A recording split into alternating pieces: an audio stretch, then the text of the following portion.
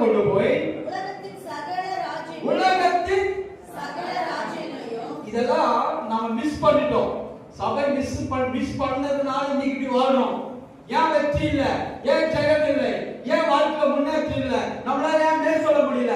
ஏன்னா இதற்கான எல்லாவற்றையும் இயேசு செய்து முடிச்சிருந்தாலும் ஏன் நம்மளால வாழ முடியலன்னா இப்பேற்பட்ட ஒரு சத்தியத்தை அறிகிற அறிவு இல்லை. இப்போ பிசாசு இயேசுவை உயர்ந்த மலையில கொண்டு போய் எதை காட்டுறான்? எதன் ராஜ்யம்?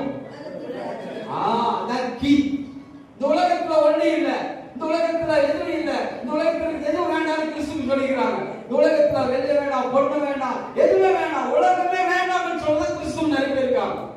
இந்த உலகம் வேண்டாம். அப்போ நீங்க 80 வருஷம் 90 வயசு வாழ்றீங்கல்ல, அப்ப அந்த வாழ்க்கைக்கு எப்படி? அதுக்கும் கர்த்தருக்கும் ஏதோ சம்பந்தம் இல்லையா? ஆனா நான் ஆரம்பிக்கும்போது சொன்னேன், இதுக்கும் உங்க பிரச்சனைக்கும் தேவனுக்கும் பிரச்சனைக்கு என்ன கிடையாதுன்றோம். அதுதான் தப்பு. நீங்க ஜெபிக்கணும், உபவாசிக்கணும், வேத வாசிக்கணும், கர்த்தரை தேடணும். ஆனா உங்களுக்கு